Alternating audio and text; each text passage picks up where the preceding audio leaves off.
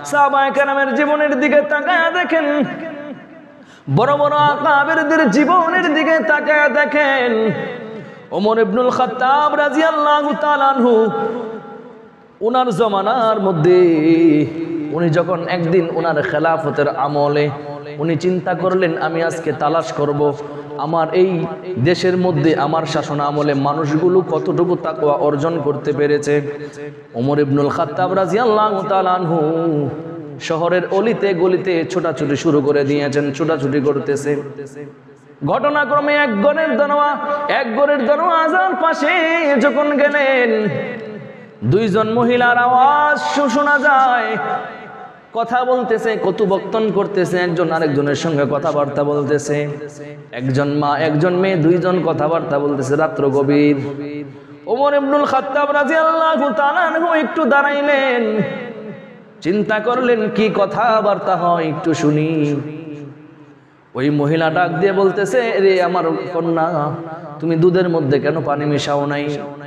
ওই মেয়ে ডাক দিয়ে বলতেছে, ও আমার কলিজার টুকরা আম্মা জান, এই দেশের খলিফা, এই দেশের শাসনকর্তা যিনি, তিনি নিষেধ করেছেন দুধের মধ্যে কোনো প্রকার ভেজাল মেশানো যাবে না, দুধের মধ্যে কোনো প্রকার পানি মেশানো যাবে না, এটা খলিফার নির্দেশ, এই নিষেধাজ্ঞা জারি হয়েছে।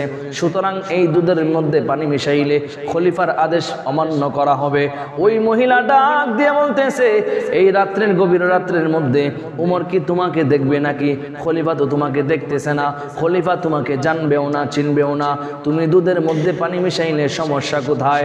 ওই মহিলা এভাবে বলার পর ওই মেয়ে ডাক দিয়ে বলতেছে, মা, আমি দুধের মধ্যে যদি পানি মিশাই, খলিফা যদিও না দেখে, দুনিয়ার কোনো মাখলুক যদিও না দেখে, তাহলে তিনি একমাত্র আল্লাহ আছেন যিনি আপনাকে বানাইছেন, আমাকে বানাইছেন, এই পৃথিবীর সৃষ্টিকর্তা যিনি, সেই আল্লাহ রাব্বুল আলামিন অবশ্যই এই ভেজাল মিশানোটা দেখবেন। এই কথা বলার সঙ্গে সঙ্গে আর কোনো জবাব নাই। ওই মহিলা তার মাকে ওয়াজ করতেছে, আরে মা, আমরা যদি এখন তাকওয়া অর্জন না করি, যদি খলিফাকে ধোঁকা দিয়া যদি দুধের মধ্যে আমরা পানি মিশায়া ফেলি, তাহলে কঠিন কিয়ামতের ময়দানে আল্লাহ রাব্বুল আলামিন যখন আমাকে আপনাকে ওই আদালতের কাঠগড়ায় দাঁড় করায়া দিবে, আমাকে আপনাকে জাহান্নামে বলে আখ্যায়িত করবে, তখন কি মা আপনি জাহান্নামের আগুন বরদাস্ত করতে পারবেন?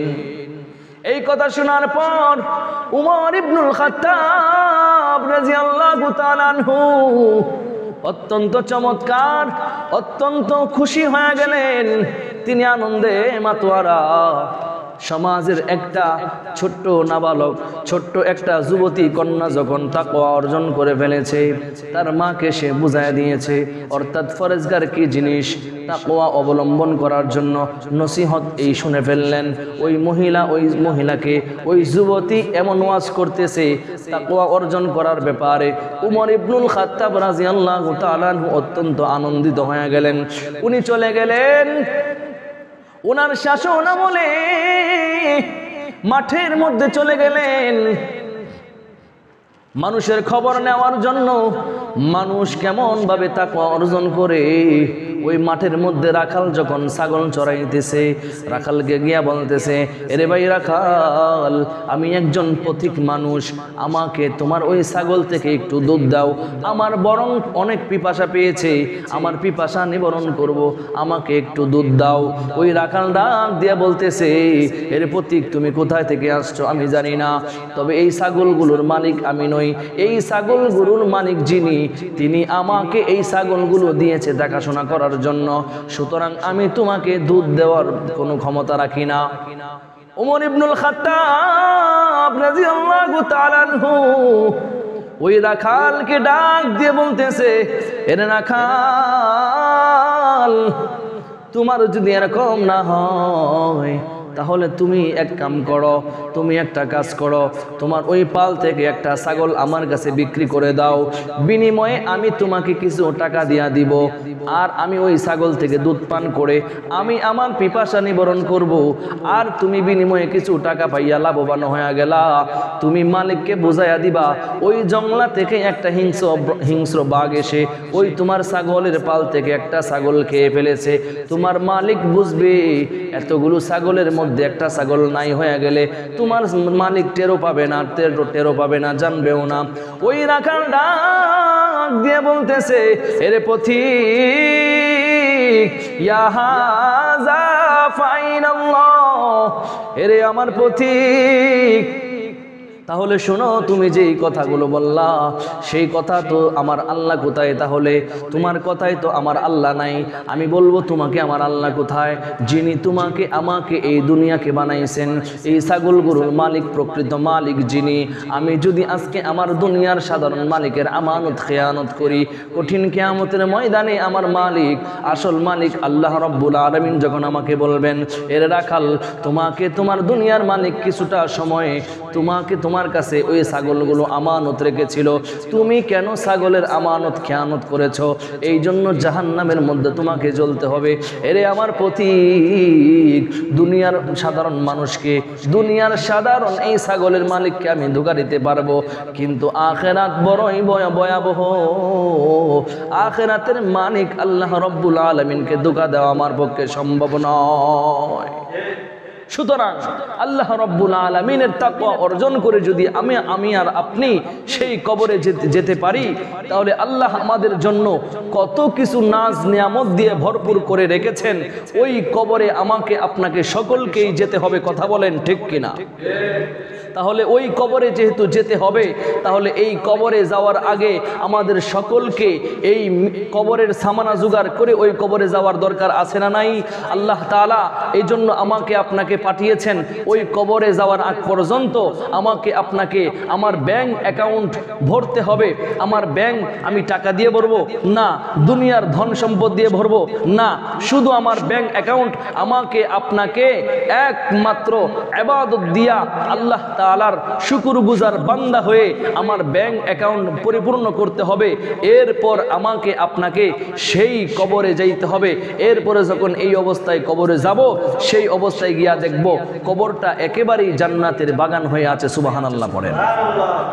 আমার বন্ধুগণ, আল্লাহ রাব্বুল আলামিন কোন সময় কখন কার জীবনের শেষ ঘন্টা বেজে যায় কেউ বলতে পারি না। কখন কোথায় আমাকে মাটির তলে রাইখা সে কেউ বলতে পারবো না। কোন সময় আমার ইন্তেকাল হয়ে যাবে, কোন স্থানের মধ্যে আমার ইন্তেকাল হয়ে যাবে, আর কোন মাটি আমার জন্য অপেক্ষা করতেছে, কোন এলাকার বাসটা আমার জন্য অপেক্ষা করতেছে, কেউই বলতে পারি না। সুতরাং বলতে যেহেতু পারি না, অর্থাৎ এর মানে বোঝা গেল আমার জীবনের কোনো গ্যারেন্টি নাই। আসেনি? আমার জীবনের কোনো গ্যারেন্টি নাই। জীবনের যেহেতু গ্যারেন্টি নাই, এই জন্য জীবনের গ্যারেন্টি যেহেতু নাই, এই জন্য কবরের সামানা জোগাড় করে প্রত্যেকটা ঘন্টা, প্রত্যেকটা মুহূর্ত, অর্থাৎ প্রত্যেকটা সময় আমাকে ওই কবরের জন্য তৈরি থাকতে হবে। কথা বলেন ঠিক কিনা? কারণ ওই কবরে যাইতে হলে একমাত্র আল্লাহ তাআলার শুকরগুজার বান্দা হয়ে যাইতে হবে। আল্লাহ তাআলার শুকরগুজার বান্দা হওয়ার অর্থ হলো আল্লাহ তাআলা যেই বিধান ব্যবস্থা, যেই জীবন ব্যবস্থা আমাকে আপনাকে বলেছেন, নবী করিম সাল্লাল্লাহু আলাইহি ওয়াসাল্লামের মাধ্যমে যেই জীবন ব্যবস্থা আমাকে আপনাকে বলে দিয়েছেন, সেই জীবন ব্যবস্থার ভিতরে জীবনকে গঠন করতে হবে।